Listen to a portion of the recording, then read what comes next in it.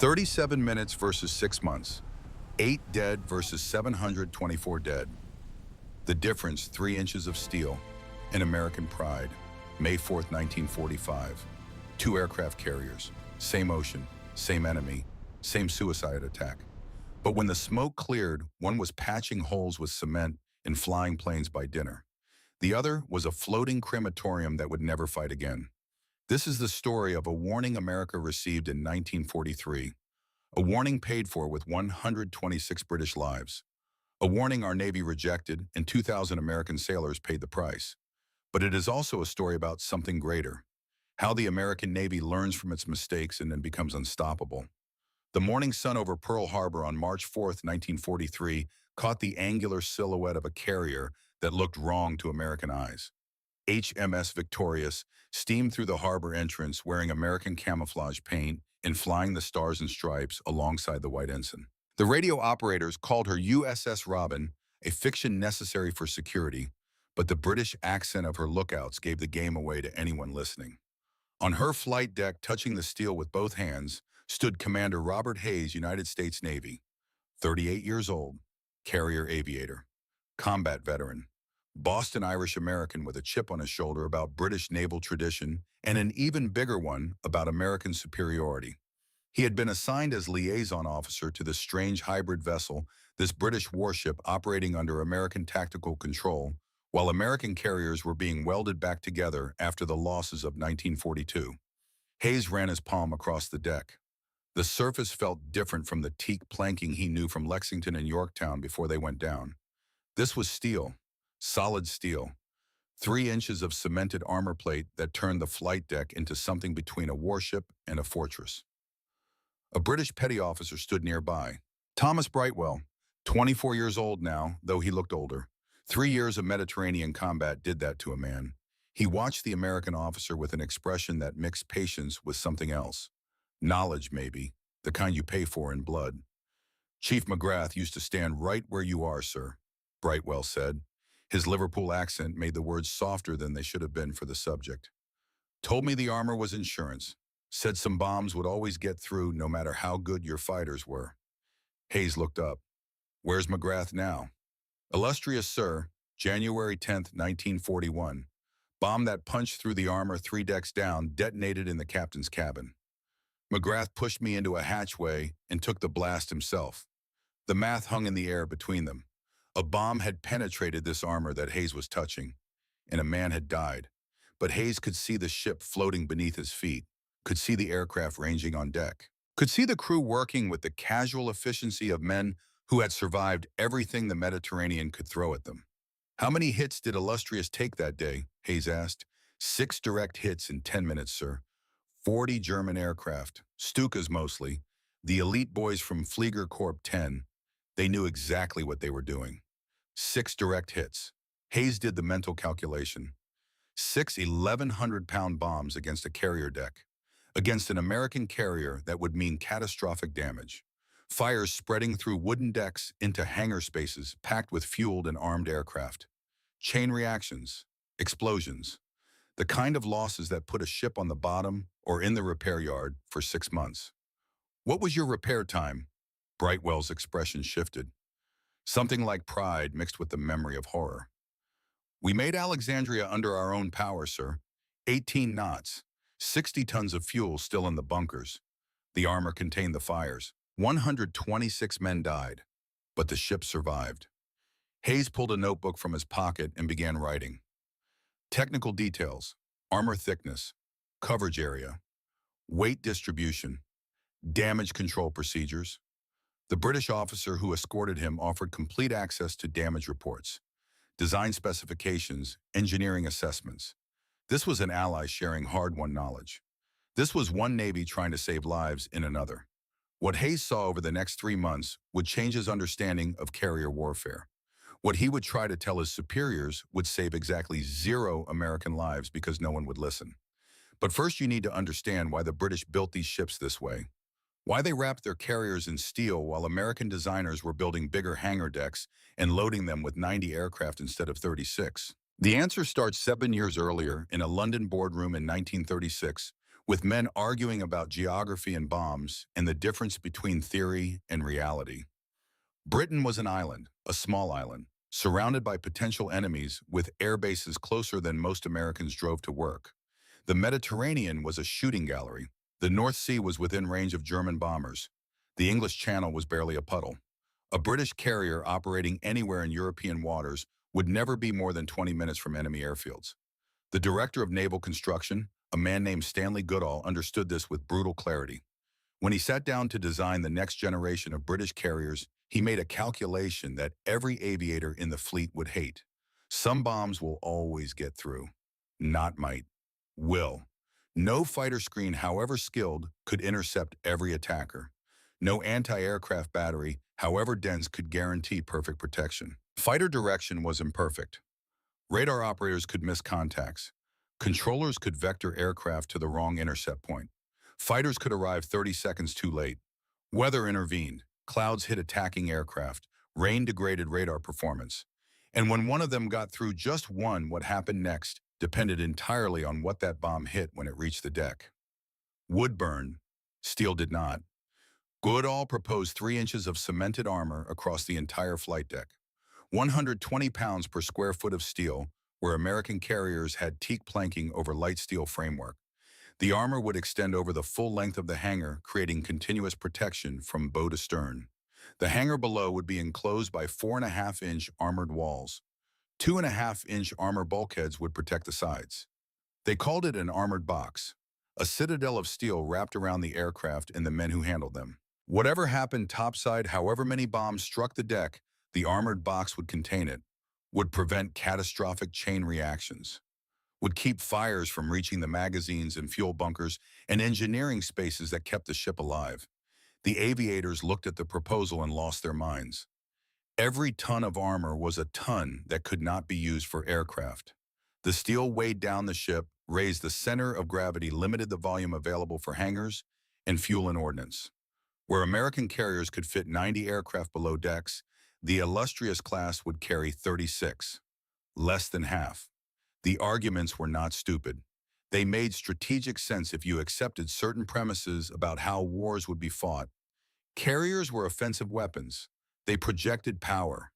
They won battles by putting planes in the sky, by finding enemy fleets and sinking them before enemy fleets could find you. What good was a carrier that survived if it could not put enough planes in the sky to matter? The aviators genuinely and professionally believed that the best defense was overwhelming attack. Hit the enemy before he could hit you. Sink his carriers before he could launch his bombers.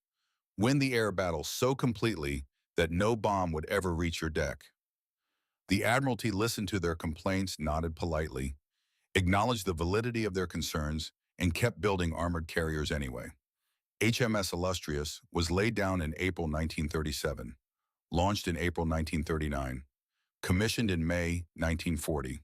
Her sisters followed, victorious, formidable, indomitable. Each one carried that 3-inch armored deck that the pilots despised and the constructors insisted upon. And on January 10, 1941, the Mediterranean proved which side of that argument had been right. The morning sun over the Sicilian Channel was bright and clear. Too clear. HMS Illustrious steamed as part of Operation Excess, escorting a convoy to Malta through waters that the Luftwaffe considered their private hunting ground. The island of Sicily was close enough that officers on the bridge could see the coastline without binoculars. Close enough that German reconnaissance aircraft had been shadowing the convoy since dawn, feeding position reports back to their bases, calculating intercept courses and attack timings. Thomas Brightwell, 22 years old and fresh from training, stood at his action station on the flight deck. He was an aircraft handler, part of the crew that moved planes and armed them and prepared them for launch. Around him, the organized chaos of carrier operations played out in practice rhythms. Fulmar fighters sat spotted on deck, their crews doing final checks before launch. The hangar below held the reserve aircraft safely enclosed in that armored box that everyone complained about. Chief Petty Officer McGrath, 43 years old and a veteran of Jutland, back in the First War, walked the deck with the careful eye of a man who had seen what high explosive could do to human bodies. He stopped next to Brightwell. "Beautiful morning for it, lad." Brightwell looked at the clear blue sky. "For what, Chief?" "For learning whether the boffins who designed this ship knew what they were talking about."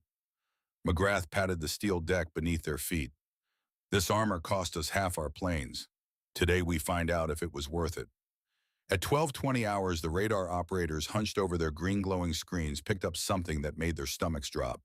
40 aircraft inbound from Sicily closing fast. This was not a probing attack. This was not a handful of opportunistic bombers trying their luck. This was annihilation. The Fulmar fighter scrambled, 6 aircraft against 40. The math was simple and brutal. Some would get through.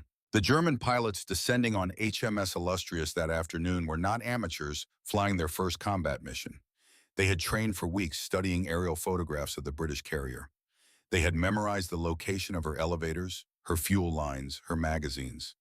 They knew exactly where the aircraft were spotted on deck, exactly where the ammunition was stored, exactly where a well-placed bomb could start fires that would gut the ship from the inside out. They came screaming down out of the sun in Junkers Ju-87 Stukas, their distinctive inverted gull wings cutting through the blue Mediterranean sky. The dive sirens wailed. If you have never heard a Stuka dive count, you're self-lucky. Men who survived described it as something between a scream and a howl, a mechanical shriek that seemed to vibrate through the steel of the ship itself. The sound reached the deck before the bombs did. Brightwell felt it in his bones. The 4.5-inch guns opened fire, their crews working the weapons as fast as they could load them. The pom-poms hammered away. Shrapnel burst across the sky in black flowers. None of it mattered.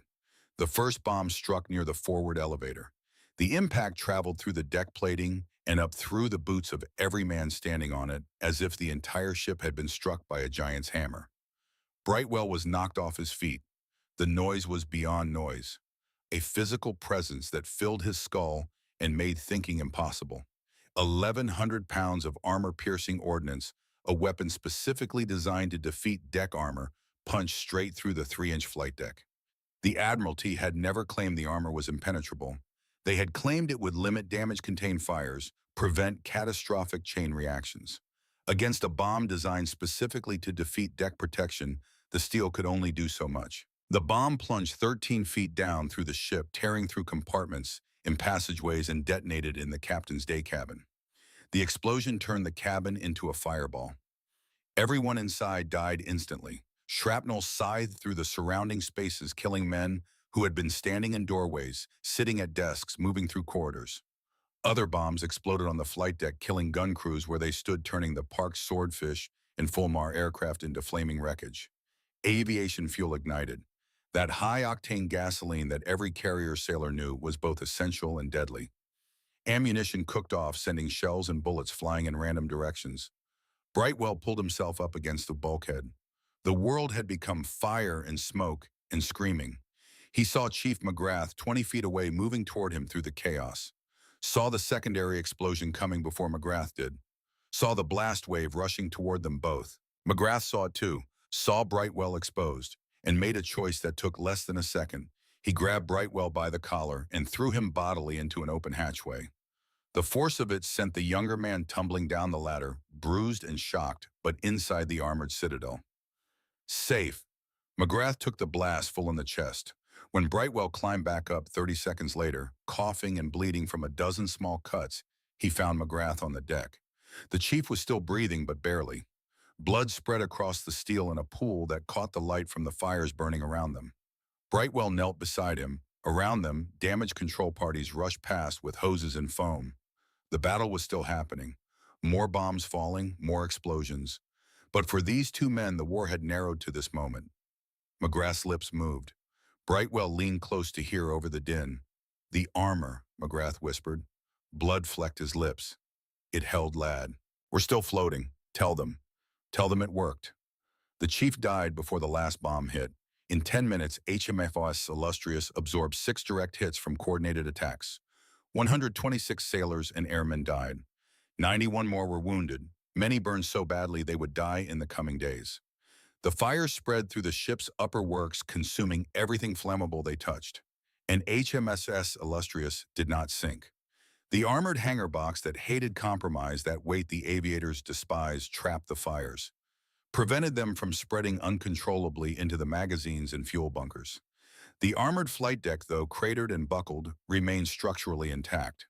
The bombs that penetrated had caused catastrophic local damage, but they had not reached the vital spaces. Below the armor in the engine rooms, the boilers and turbines kept running. The men in the engineering spaces heard the explosions, felt the ship shudder, watched their gauges flicker and jump with each impact. But the gauges held steady. The steam pressure remained nominal. The propellers kept turning. Illustrious limped toward Malta at 18 knots, bleeding oil and smoke from a dozen wounds. Her flight deck a cratered ruin. Her superstructure scarred and burning. Gun crews dead at their mounts. But alive, under her own power. Moving. She reached Alexandria with 60 tons of fuel still in her bunkers. The plant had never been compromised. The magazines had never been threatened. The ship that took 6 direct hits from an elite German strike force, bombs delivered with precision by pilots who had studied her vulnerabilities for weeks, survived because someone in the Admiralty had decided years earlier that armor mattered more than aircraft capacity. Thomas Brightwell helped carry Chief McGrath's body to the sickbay, where it was laid out with 125 others. He stood there among the dead and wounded, the smell of burned flesh and aviation fuel thick in his lungs, and understood what the chief had meant. The armor had held. The ship survived. 126 men paid for that lesson, but thousands more would live because of it.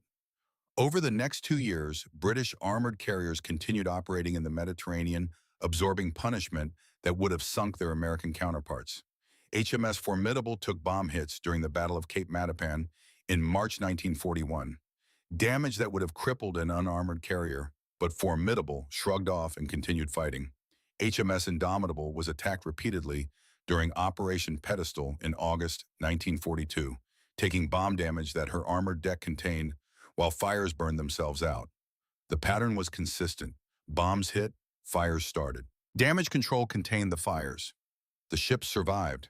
The Royal Navy was writing a manual in blood, a manual about what happens when determined pilots get through your defenses, a manual about the difference between a ship that burns and a ship that survives. And in March 1943, when HMS Victoria steamed into Pearl Harbor, wearing American paint, that manual was about to be offered to the United States Navy, free of charge, paid for with British blood. Commander Robert Hayes stood on that armored deck and listened to Petty Officer Brightwell tell the story of Illustrious, listened to the technical specifications, read the damage reports, did the calculations, and wrote a report that would try to save American lives. He submitted it to the Bureau of Aeronautics with detailed measurements, photographic evidence, and a simple recommendation. Consider armoring American carrier flight decks. The cost in aircraft capacity would be significant, but the cost of not doing it, if American carriers ever faced determined air attack, would be measured in American lives. 2 weeks later, Hayes received his answer. Admiral John Towers, chief of the Bureau of Aeronautics, read the report. Towers was a hero, the third person in American history to earn naval aviator wings, a man who had devoted his career to building American naval aviation into a war-winning force. He had strong opinions about carrier design. He told Hayes no.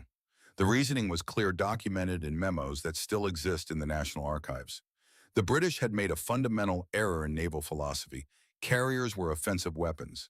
They won battles by putting planes in the sky, not by absorbing punishment like floating bunkers. Every ton of armor on a flight deck was a ton that could have been used for aviation fuel, for aircraft storage, for the machinery of striking power. The numbers were unambiguous. An Essex-class carrier could put 90 aircraft in the sky. An Illustrious-class carrier could put 36. In a fleet action, the American carrier would deliver more than twice the striking power. More bombs on target, more torpedoes in the water, more fighters for combat air patrol. The offensive advantage was overwhelming. And American Hellcats and Corsairs, the best fighters in the Pacific, would shoot down any Japanese aircraft before it could reach the deck. Hayes tried to explain what had happened in the Mediterranean. The attacks on Illustrious had not been ambushes by a handful of lucky aircraft. The Germans had sent 40 aircraft against a single carrier and put 6 bombs on target despite active fighter defense and heavy anti-aircraft fire. If American carriers ever faced similar conditions, waves of attackers accepting losses to guarantee hits on the wooden decks would be death traps. The British had buried 126 men from Illustrious. They had seen what happened when bombs penetrated to the hangar. They were trying to share the knowledge that their dead had paid for. Towers thanked Hayes for his input. Then he went back to approving Essex-class carriers with wooden flight decks, teak planking over light steel that offered roughly the same protection as a particularly sturdy barn door. The thinking was clear, unapologetic, almost arrogant in its confidence. Japanese pilots were not Luftwaffe elites. The Pacific War would be won by offensive action, not by hiding behind steel plate. American task forces would maintain such overwhelming air superiority that no Japanese aircraft would ever reach an American deck. The Essex class kept rolling off the slipways. CV-9 Essex commissioned December 1942, CV-10 Yorktown in April 1943, CV-11 Intrepid in August, CV-12 Hornet in November. One after another, the big carriers entered service with their wooden flight decks and their 90 aircraft air groups and their absolute confidence in American air supremacy. Hayes wrote in his personal journal a document his family would donate to the Naval War College decades later. I have seen what bombs do to armored decks, and I have seen what they do to wooden ones. God help our boys if the admiral is wrong. He sealed the journal and returned to sea duty assigned to carrier operations in the Pacific. He would watch American carriers fight and win brilliant victories over the next 18 months. The Marianas Turkey Shoot in June 1944, where American fighters shot down over 300 Japanese aircraft while losing fewer than 30 of their own. The systematic destruction of Japanese naval aviation. The dominance that seemed to prove Towers right. Until October 1944, when the mathematics changed. By then, the Japanese naval air arm was effectively destroyed. The pilots who had attacked Pearl Harbor, who had sunk Prince of Wales and Repulse, who had terrorized the Pacific in the war's early years, they were dead. Shot down over the Philippines, over the Marianas, over a dozen islands whose names most Americans had never heard. Japan still had aircraft, still had pilots, but their pilots were barely trained. Boys with 40 hours of flight time pushed through abbreviated programs, sent up to die against American aces with hundreds of hours of combat experience. In any conventional air battle, they would be slaughtered. So Japan stopped fighting conventional air battles. The first organized kamikaze attacks came in October 1944 off Leyte Gulf. The concept was simple, brutal, and terrifyingly effective. If your pilots cannot win dogfights, do not send them to fight dogfights. Send them to crash into ships. A pilot who knows he is going to die does not need to worry about fuel for the return trip, does not need to worry about outmaneuvering enemy fighters, does not need to worry about surviving the mission so he can fly again tomorrow. He just needs to reach the deck. And reaching the deck, it turned out, was easier than anyone had thought. Commander Hayes aboard a destroyer screening for carriers watched the first kamikaze attacks with a sick feeling of recognition. He had warned about this, had written reports about enemies who would accept death to guarantee hits, had been told that Japanese pilots were not fanatics. The kamikazes proved that assumption fatally wrong. And American carriers, with their wooden decks and their confidence in offensive doctrine, were about to learn what the British had learned in the Mediterranean. Some bombs will always get through, and when they did, would burn. The Essex-class carriers came off the production lines like a promise being kept. One every month through late 1943 and into 1944. Each one displacing 27,000 tons, each one capable of 33 knots, each one carrying 90 aircraft in her hangar and on her deck. The most powerful warships ever built, and they were American. The Marianas Turkey Shoot in June 1944 seemed to prove everything Admiral Towers had believed. American fighters intercepted Japanese strike packages and annihilated them. 300 Japanese aircraft shot down in a single day. American losses, 29 aircraft. The kill ratio was not 10-1. It was closer to 15-1.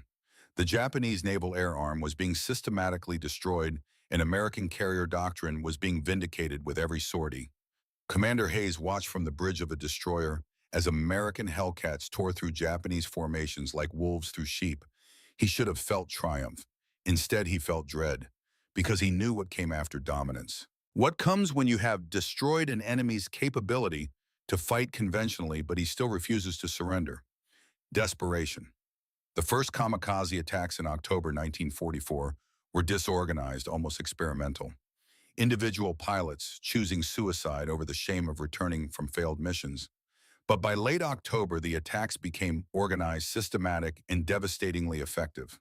Admiral Takejiro Onishi formalized the special attack units. Young pilots volunteered or were volunteered for missions that had no return flight plan. The mathematics of aerial warfare had fundamentally changed.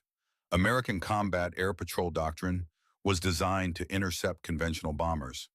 Aircraft that needed to line up attack runs, that needed to release ordnance at specific altitudes, that needed to pull out of dives, that needed to survive to fight another day. The intercept mathematics assumed rational opponents. A kamikaze diving at 400 miles per hour, accepting his own death as the price of impact, broke every assumption. He could absorb damage that would force a conventional pilot to abort. He could dive through anti-aircraft fire that should have been prohibitive. He did not need his engine running when he hit, just needed to be moving fast enough and pointed in the right direction. Some kamikazes were shot down, many were, but some got through. And when they got through, they found wooden decks. Hayes wrote another report in December 1944. This one was more urgent, more detailed, more desperate. He documented the kamikaze threat, referenced British armored carrier experience, recommended immediate action. At minimum, better fire suppression systems, better damage control training, better evacuation procedures. The response came back within a week. Commander Hayes, we are winning the war our way. The Essex-class design is sound. Production continues. 24 Essex-class carriers were on order, all with wooden decks. The tooling was set. The production lines were running. The ships were being built faster than any Navy in history had ever built carriers. To stop production, to redesign, to incorporate armor would mean delays measured in months or years, and the war would be over by then anyway. Japan was collapsing.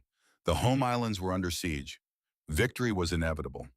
Why change a winning design? Hayes requested assignment to USS Franklin, C-5F-13, one of the Essex-class carriers operating off Japan.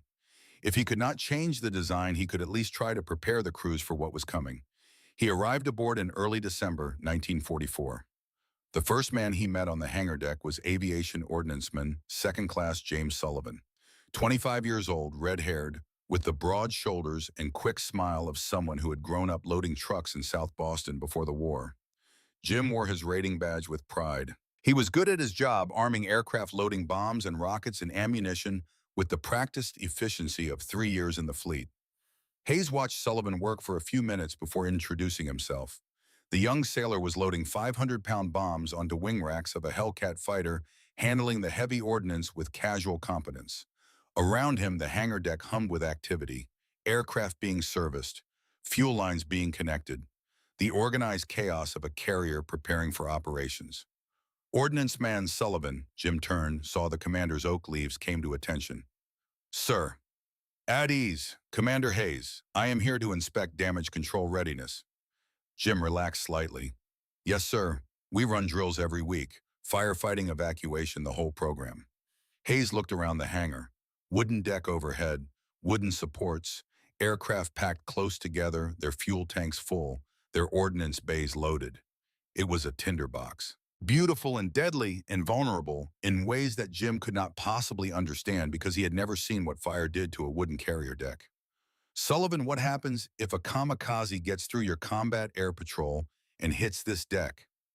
Jim shrugged, confident. "Sir, respectfully, that is not going to happen. We have got the best fighters in the world. Our cap shoots down every bogey before they get within 5 miles.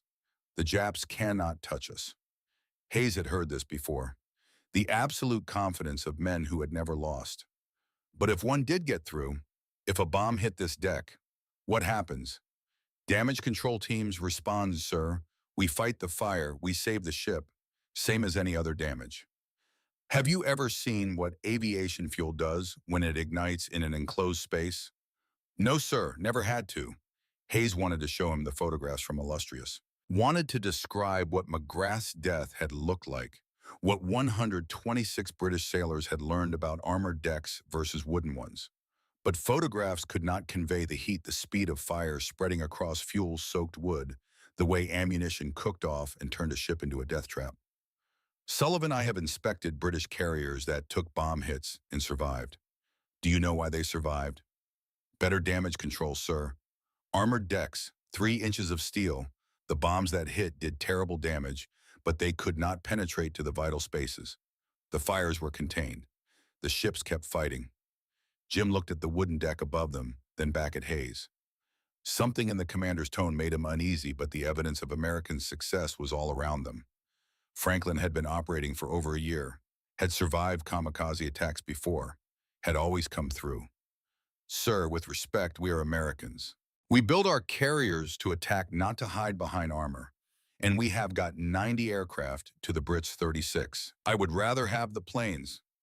Hayes felt the weight of futility settling on him. This was Tower's argument, coming from a 25-year-old ordnance man who believed in American invincibility because nothing had ever shown him otherwise. I hope you are right, son. I truly do. Jim returned to loading bombs. Hayes moved on to inspect other areas of the ship, knowing that nothing he said would matter. The doctrine was set, the design was committed, and Franklin was steaming toward Japanese waters with a wooden deck and 90 aircraft in absolute confidence that the kamikazes would never reach her. 3 months later, on the morning of March 19, 1945, that confidence would be incinerated along with 724 American sailors. The night before, Jim Sullivan had written a letter to his fiancée, Mary Callahan, back in Boston. He kept her photograph in his locker, a black and white image of a dark-haired girl with a shy smile taken at Revere Beach the summer before he shipped out. In the letter, he told her about his plans. 6 more months, maybe less, and the war would be over. He would come home, use his GI Bill to buy tools, open a garage, maybe in Dorchester, where the rent was cheap. They would get married, have kids, build a life. He sealed the letter and left it in the mailbag. It would be posted when Franklin returned to port. The letter would eventually reach Mary, but not for months, and when it did, it would arrive with another letter. The official one. The one that regretted to inform her. Dawn on March 19th came clear and cold over the Pacific, 50 miles off the coast of Japan. Franklin's flight deck was crowded with aircraft. 31 Hellcats and Avengers spotted for the morning strike against targets on the home islands. Jim and his crew had been working since 0400 loading, bombs and rockets fueling the aircraft, doing the final checks that had to be done before launch. The smell of aviation gasoline was everywhere. That sweet, acrid smell that meant power and danger in equal measure. 100-octane fuel, volatile and necessary pooling in small amounts on the deck where connections had been made and broken. Normal. Routine. The price of operating aircraft at sea. The weather was overcast. Low clouds hung over the task force, limiting visibility, creating pockets where aircraft could hide. The combat air patrol was overhead, but stretched thin, covering too much sky with too few fighters. Radar contacts were intermittent, confused by ground clutter from the nearby coast. Jim was securing a 500-pound bomb to the wing rack of a Hellcat when he heard someone shout. He looked up. Coming out of the clouds directly above Franklin, appearing like something conjured from the gray ceiling, was a single Japanese dive bomber. The combat air patrol had missed him. The radar had lost him in the clutter. The anti-aircraft guns did not have time to track and fire. He was there above them, already in his dive, already committed. Jim dropped his wrench and ran. No thought, just instinct, trying to get away from the armed aircraft, away from the fuel, away from the point of impact that his brain had already calculated. He made it maybe 20 feet before the first bomb hit. The impact was not like thunder. Thunder rolls and fades. This was instantaneous, a physical blow that knocked Jim off his feet and drove the air from his lungs. The noise was beyond sound. It was pressure. It was pain. It was the world ending in fire and concussion. The bomb struck among the parked aircraft and detonated.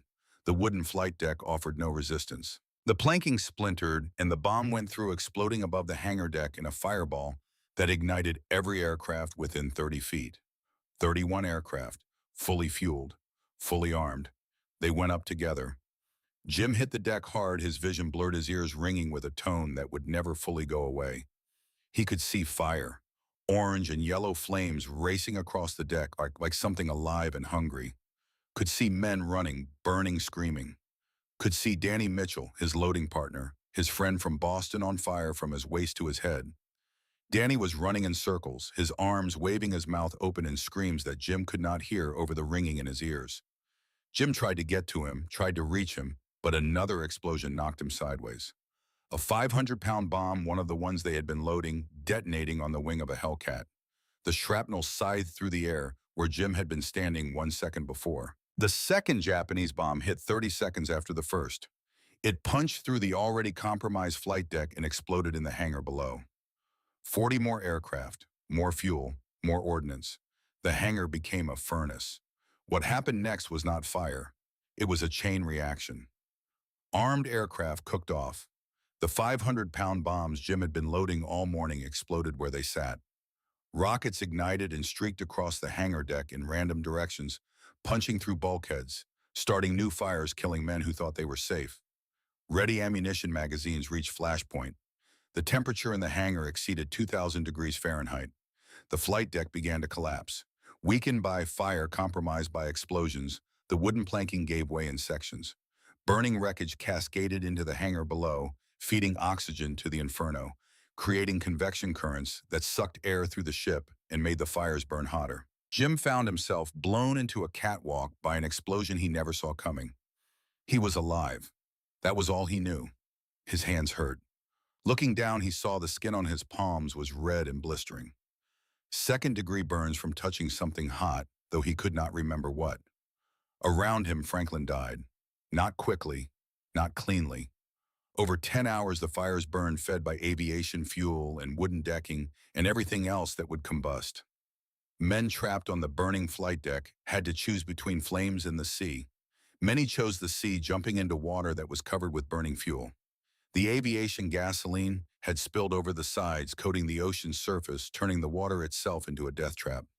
Jim watched Danny Mitchell burn, watched him fall, watched him try to crawl, his burned hands leaving bloody prints on the hot deck. Jim tried to reach him, but the heat drove him back. The last thing he saw before the smoke became too thick was Danny's hand reaching toward him, fingers outstretched. Then Danny was gone, lost in the smoke and fire. Chief Petty Officer Peterson, who had taught Jim how to arm torpedoes, was killed by an exploding rocket. Joe Kowalski, 19 years old from Philadelphia, jumped into the burning water and drowned. Padre Murphy, the chaplain who had been holding services that morning, went into the burning hangar to pull out wounded men and never came back out. The damage control teams fought with courage that transcended description. They entered compartments so hot their clothing smoked. They dragged wounded shipmates through passageways choked with toxic fumes. They pumped water and foam and fought the fire with every resource they had, and they could not stop it. Destroyers circled Franklin at a distance, unable to approach. The heat was too intense.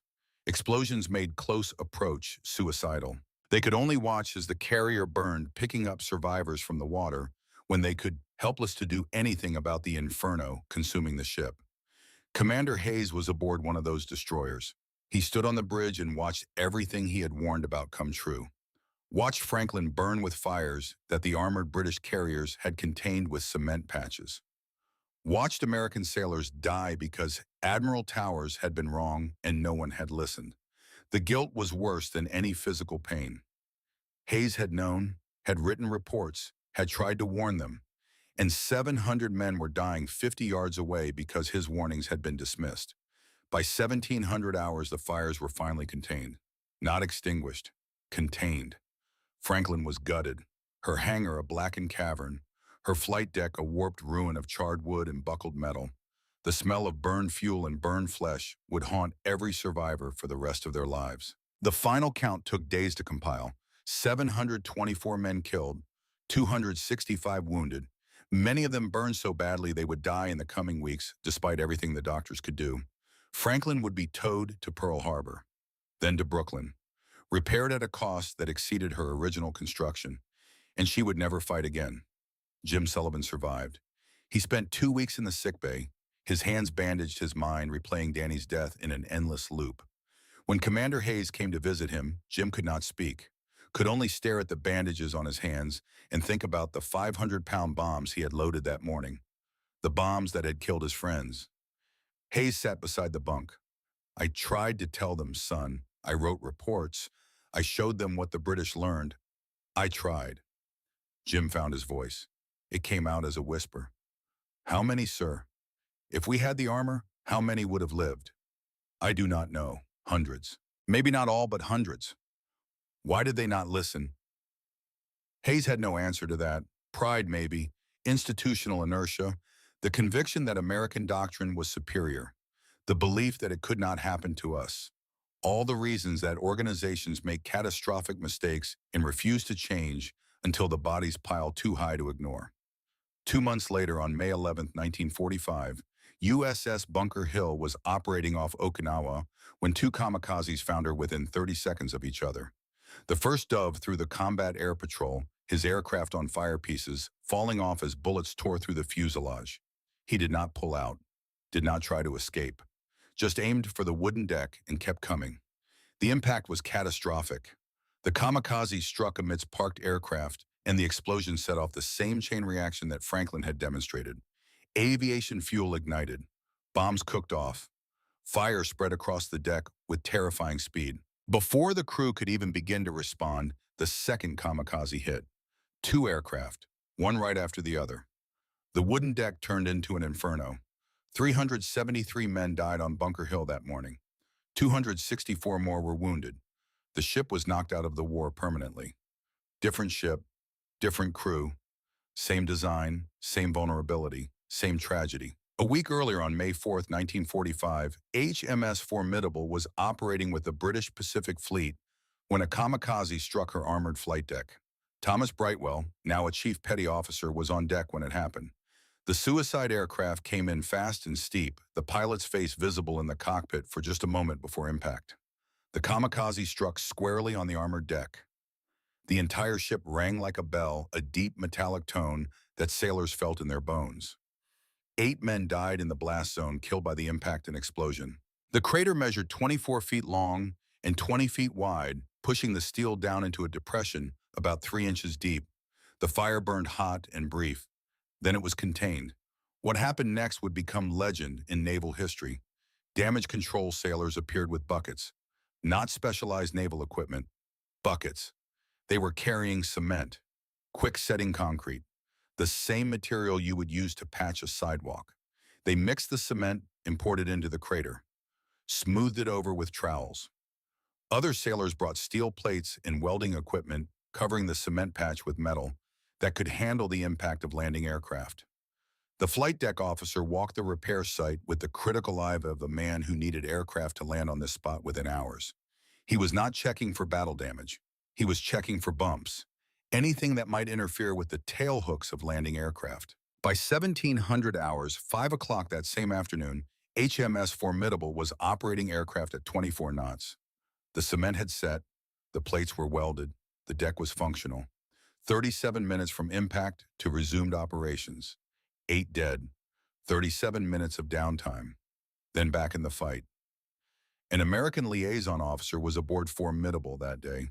He watched British sailors sweep debris from the flight deck with push brooms, ordinary brooms, the kind you might find in a warehouse. He watched damage control teams treat a kamikaze hit like a maintenance issue, something annoying that needed to be cleaned up so work could continue. The British sailors did not seem traumatized. They seemed mildly irritated, the way you might be irritated if someone spilled coffee on your desk. There was work to be done. There were aircraft to recover. There was a war to win. The kamikaze was dead. The ship was not. Time to get on with it. The liaison officer sent his report back to the Pacific Fleet. The words he chose would echo through naval history for decades. When a kamikaze hits a United States carrier, it means 6 months of repair at Pearl Harbor. When a kamikaze hits a Limey carrier, it is just a case of sweepers man your brooms. That phrase, sweepers man your brooms, it became shorthand for everything the debate had been about. British pragmatism versus American confidence. Survival versus striking power. The willingness to learn from allies versus the conviction that we knew better. 37 minutes versus forever. 8 dead versus 724. 3 inches of steel. That was the difference. And American institutional pride had chosen wrong. The numbers arrived on Commander Hayes's desk in folders marked confidential. Casualty reports from every carrier hit by kamikaze attacks, all between October 1944 and the end of the war. Damage assessments, repair timelines. The cold mathematics of institutional failure written in official Navy documentation. Hayes spread the files across his desk in his quarters aboard the destroyer that had watched Franklin burn. Outside, the Pacific War was winding down. Japan was collapsing. Victory was certain. But victory did not erase the dead. It did not make the numbers in these folders any less damning. British armored carriers operating in the Pacific. 6 kamikaze hits total across all vessels. HMS Formidable, HMS Victorious, HMS Indomitable, HMS Indefatigable. The names read like a catalog of survival. Total casualties from kamikaze impacts approximately 60 killed across all incidents. Repair times ranged from 30 minutes to 3 days. Every single ship remained operational. Every single ship finished the war in fighting condition. American carriers, Essex class, wooden flight decks, 17 kamikaze hits documented. USS Franklin, 724 dead. USS Bunker Hill, 373 dead. USS Intrepid, 51 dead in a single attack. USS Hancock, 72 dead. USS Saratoga, 123 dead. USS Wasp, 101 dead. The list continued, ship after ship, name after name, each one representing families that received telegrams, mothers who buried sons, wives who became widows, children who grew up without fathers. Total American casualties from kamikaze hits on carriers over 2,000 killed. Multiple ships knocked out of the war for months. Some, like Franklin, never fought again despite repairs that cost more than building a new ship. Hayes did the calculation he had been avoiding. If American carriers had been built with armored flight decks like the British ships, if Admiral Towers had listened in 1943, if the warnings had been heeded, hundreds of American sailors would still be alive, perhaps over 1,000. Young men who would have come home, married their sweethearts, opened garages in Boston or hardware stores in Iowa, or gone to college on the GI Bill. Men who had futures that were incinerated on wooden flight decks because American doctrine said offense was more important than defense. Hayes had been right. Being right was the coldest comfort in the world. Jim Sullivan was released from the sick bay in early April 1945, his hands wrapped in bandages that would stay on for another month. The doctor said he was lucky. Second-degree burns would heal. He would have scars, permanent reminders on his palms, but he would have full function. He could still work with his hands, could still open that garage he had planned. If he could ever stop seeing Danny Mitchell burning. The nightmares came every night, the same sequence, looking up and seeing the Japanese bomber, the impact, the fire spreading faster than thought. Danny on fire running, screaming, reaching toward Jim with hands that were already blackened. Jim trying to reach him, the heat driving him back, watching his friend die 20 feet away, while Jim could do nothing but survive. Survivor's guilt, the doctors called it, as if naming it made it easier to carry. Franklin was being towed to Brooklyn, a gutted hulk that would take over a year to repair. Jim learned that the cost of repairs would exceed what it had cost to build the ship in the first place. Learned that even after repairs, Franklin would never return to combat. The war would be over by then. The ship that had been the pride of the fleet would spend the rest of her existence as a training vessel, then be scrapped. 724 men died for nothing. The ship they died on would never fight again. In late April, Jim was granted leave before reassignment. He took the train to Boston, went to see Danny Mitchell's mother in Southie. Mrs. Mitchell answered the door, a small woman with gray hair and eyes that had cried themselves dry. She asked Jim to tell her what happened, how Danny died, whether he suffered. Jim sat in her kitchen drinking coffee that tasted like ashes and tried to find words. The truth was too cruel. Danny had burned alive, screaming, dying slowly enough to know it was happening. So Jim lied, said it was quick, said Danny did not suffer, said he was a hero. Mrs. Mitchell thanked him, asked if there was anything that could have prevented it, any way her son might have lived. Jim thought about the British carriers, about 3 inches of steel, about Commander Hayes's warnings that nobody listened to, about institutional pride that valued doctrine over lives. No, ma'am, he said. There was nothing anyone could have done. The second lie was easier than the first. August 15th, 1945. The war ended. Japan surrendered. Across America, celebrations erupted. Times Square filled with jubilant crowds. Sailors kissed nurses in photographs that would define a generation. Church bells rang. People danced in the streets. Aboard HMS Victorious, operating in the Pacific as part of the British fleet, Chief Petty Officer Thomas Brightwell heard the announcement over the ship's intercom. Japan had accepted the terms of surrender. The war was over. Around him, British sailors cheered. 4 years of combat, Mediterranean to Pacific, from illustrious to victorious, from Malta convoys to kamikaze attacks, and every British armored carrier that started the war was still afloat, still operational, still able to fight if fighting had continued. Brightwell went to his locker and took out a photograph. Chief McGrath taken aboard Illustrious in 1940. The old chief was smiling in the picture, his cap pushed back, looking younger than he had in those final moments when he pushed Brightwell to safety and took the blast himself. "We made it, Chief," Brightwell said quietly. "Every ship, every one of them came home. You died proving the armor worked. Thousands of our lads lived because you were right." He raised a glass of rum in private toast. To McGrath, to the 126 who died on Illustrious, to every British sailor who had paid the price for the knowledge that armor saves lives. In Brooklyn at the Navy Yard, where Franklin sat half-repaired and permanently scarred, Jim Sullivan heard the news on a radio in the canteen. The war was over. He should feel relief, joy, something. Instead, he felt empty. The war had taken Danny, had taken 723 others from Franklin alone, had taken the use of his hands for months and left scars that would never fully fade.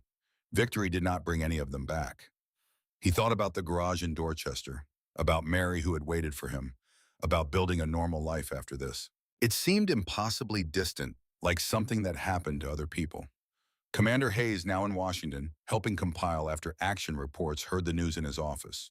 He closed the door, sat at his desk, and allowed himself one moment of private grief. Not for the victory, for the kitams. His reports from 1943 sat in a file cabinet. The warnings that nobody heeded. The recommendations that were dismissed. The evidence from British carriers that American pride had rejected. 2,000 American sailors had paid for that pride. Hayes would carry that knowledge for the rest of his life. In September 1945, the United States Navy convened a joint conference with the Royal Navy to assess carrier operations and share lessons learned from the Pacific Campaign. It was held at Pearl Harbor in a conference room that looked out over the harbor where the war had begun for America nearly 4 years earlier. British Admiral Sir Philip Vian presented the comparative analysis. He was diplomatic, careful not to make it sound like criticism. These were allies, partners who had fought together and won together. But the data could not be softened. The presentation included side-by-side photographs. On the left, HMS Formidable, May 4, 1945. A kamikaze crater in the flight deck, sailors with brooms, sweeping debris, a cement mixer visible at the edge of frame. Timestamp 1430 hours. On the right, same ship, timestamp 1700 hours. Aircraft landing on the patched deck, operations normal. Below it, another pair of photographs. On the left, USS Franklin. March 19, 1945.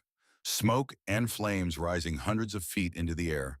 The flight deck invisible beneath the inferno. On the right, Franklin 6 months later, still in Brooklyn, still being repaired, her war over. The caption read, "Same threat, different design, different outcome." The American officers in the room sat in silence. Nobody questioned the data. Nobody challenged the conclusions. The numbers were irrefutable. British carriers, 6 kamikaze hits, 60 casualties, all ships operational. American carriers, 17 kamikaze hits, over 2,000 casualties, multiple ships permanently out of action. Admiral Vian concluded with a statement that had clearly been carefully prepared. Our American colleagues designed their carriers for offensive operations in the vast Pacific. It was sound doctrine for the war they expected to fight. The kamikaze was an innovation that changed the parameters of carrier warfare. Both our navies learned and adapted. The question now is how we apply these lessons to future designs. What he did not say, but what hung in the air like smoke from Franklin's fires. "We tried to tell you in 1943. You did not listen. 2,000 of your men paid for that." After the formal presentation, the comforters broke for individual discussions. Jim Sullivan was there as a representative of Franklin survivors. He had been ordered to attend to provide first-hand testimony of damage control efforts. He stood near the coffee service, his scarred hands wrapped around a cup, when a British chief petty officer approached. Sullivan. The accent was Liverpool. I am Chief Brightwell, victorious. Jim recognized the name from Hayes's reports. You were on Illustrious, the first attack. January 1941, 6 hits. Lost my mentor that day, Chief McGrath. Best man I ever knew. Brightwell paused, studying Jim's face. Franklin, they said, March this year. 724. The number came automatically. Jim had said it so many times it had become a reflex.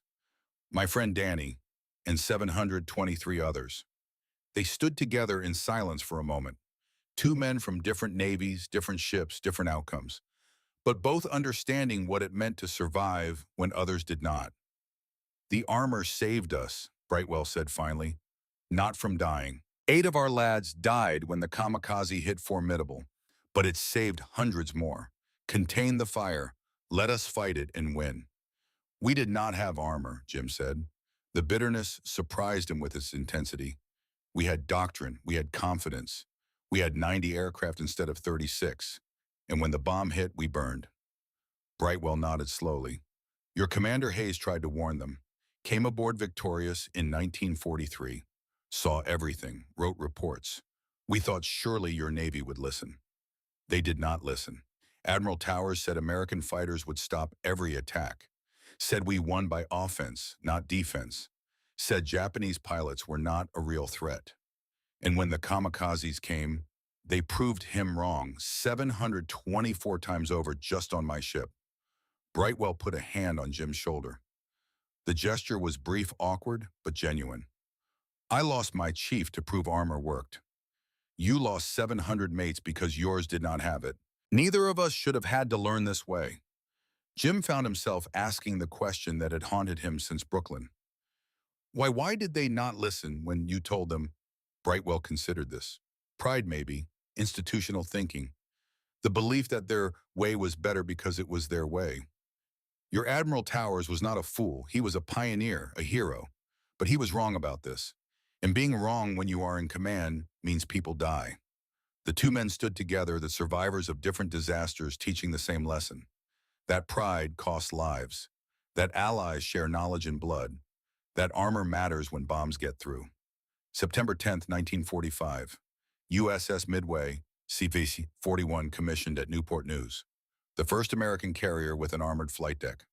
Not 3 inches like the British. 3.5 inches. Thicker. Heavier. Proof that when America learned a lesson, America learned it thoroughly. Commander Hayes attended the commissioning ceremony. He stood on the pier and watched the new carrier come to life under the American flag. Watched sailors manning the rails. Watched the band playing the national anthem. Watched the beginning of a new era in American carrier design. After the ceremony, he was granted permission to come aboard.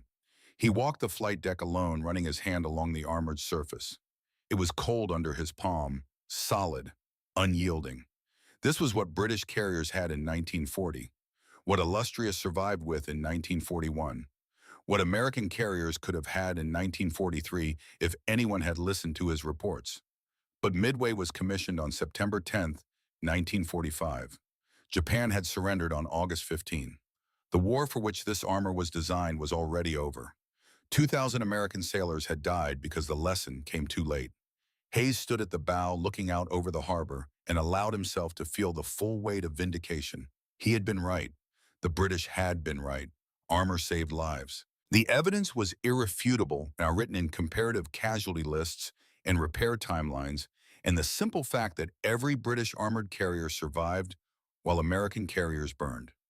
Being right was cold comfort when you were right about death. But there was something else too.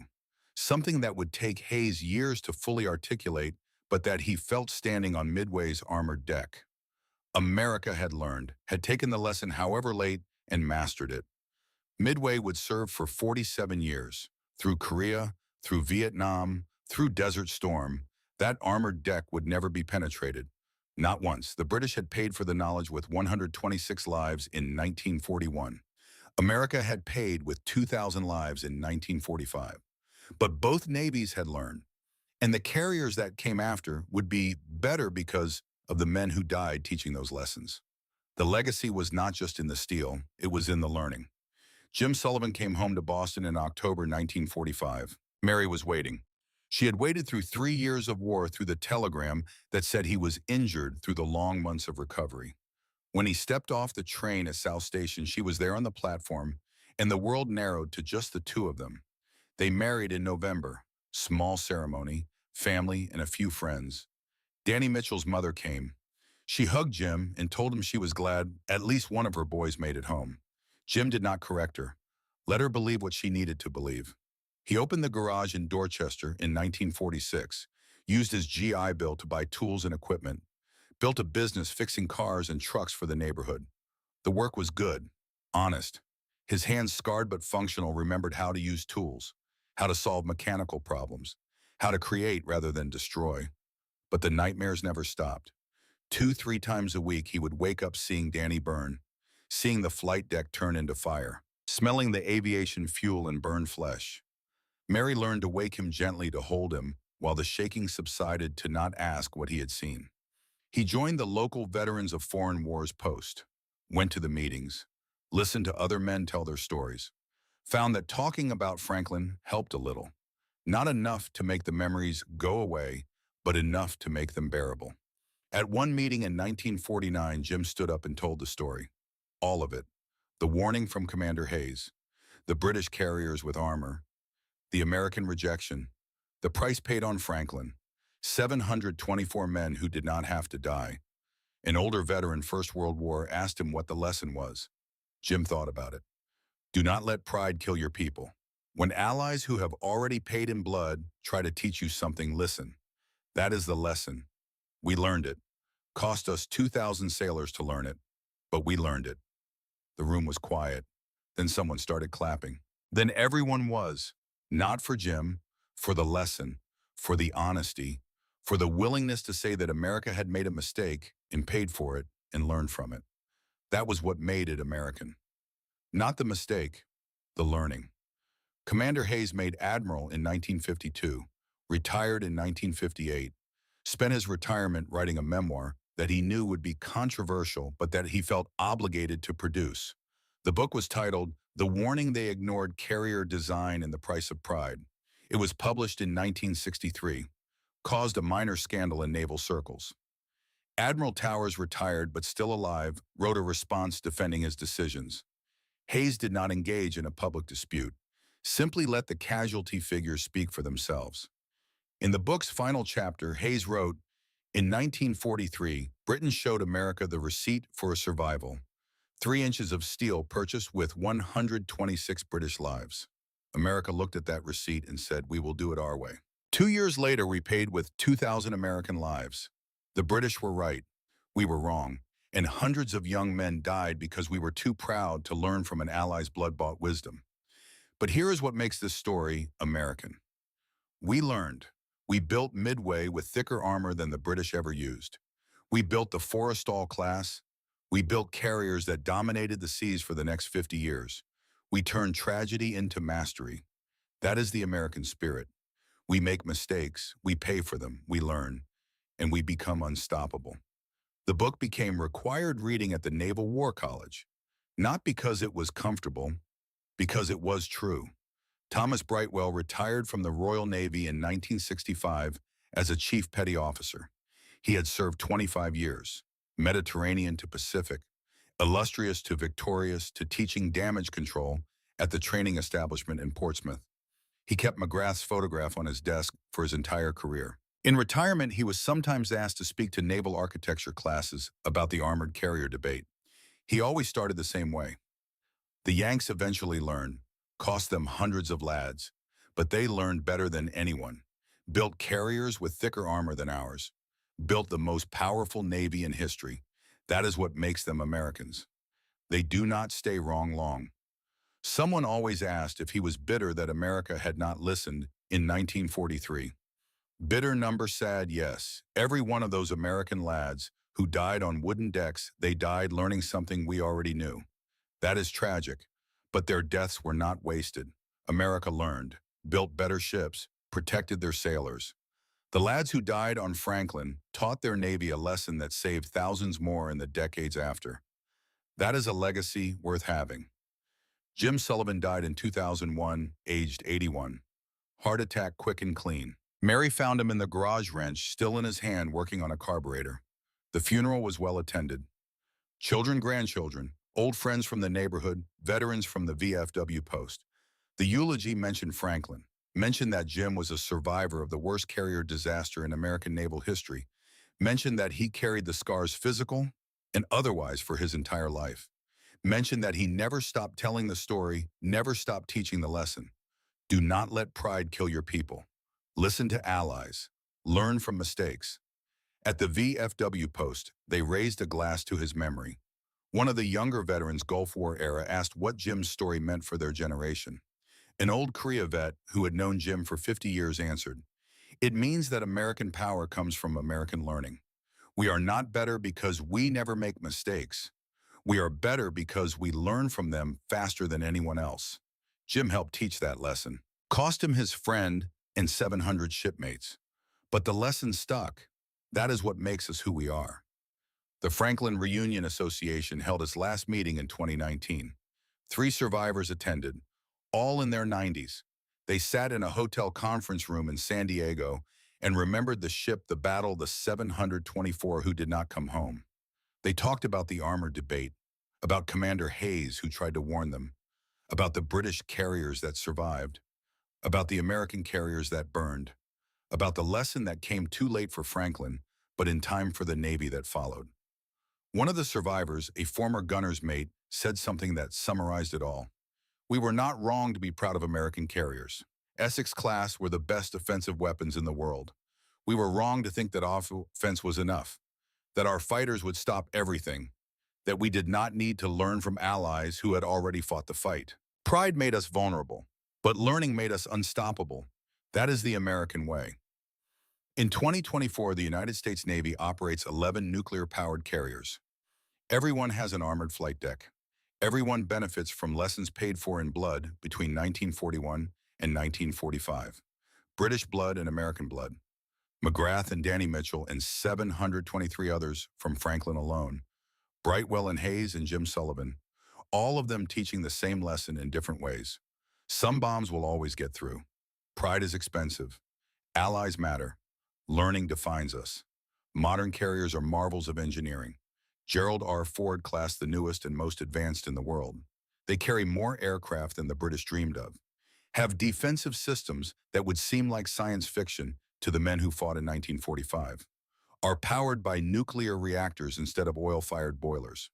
But underneath it all, protecting the vital spaces and the men who work them, is armor. Steel plate derived from designs that Stanley Goodall sketched in 1936. Lessons that McGrath died proving it in 1941. Knowledge that America rejected in 1943 and learned in 1945. The armor is there because we learned, and we learned because men died teaching us. At the Franklin Memorial in Brooklyn, there is a plaque with 724 names. Among them, Danny Mitchell, Chief Peterson, Joe Kowalski, Padre Murphy, men who died on wooden decks because American doctrine valued offense over survival. Every year, fewer people visit. The greatest generation is fading. The men who fought the war, who learned its lessons, who carried its scars, they are leaving us. Soon there will be no one left who remembers Franklin burning, who remembers what wooden decks cost. But the lesson remains, carved in steel on every American carrier, written in doctrine at every naval war college, taught to every generation of naval architects and strategists. When allies share hard-won knowledge, listen. When pride contradicts evidence, choose evidence. When doctrine fails, adapt. When mistakes cost lives, learn. That is the American spirit. Not that we are perfect, that we learn from imperfection and become better. 724 men from Franklin paid for that lesson. 126 from Illustrious. 2,000 total from all the American carriers that burned. They bought knowledge with their lives. The least we can do is remember what they taught us. Sweepers, man your brooms. The British said it with irony. We say it with respect. Because we learned what 3 inches of steel means. We learned it late. We learned it in blood. But we learned it well, and American carriers have never burned like that again. That is their legacy. That is their monument. Not just the names on plaques, but the armor on decks. Not just the memory of disaster, but the mastery that came after. They taught us. We learned. And that, more than any victory, more than any triumph, is what makes us American. We make mistakes. We pay for them. We learn from them. And we never make them again.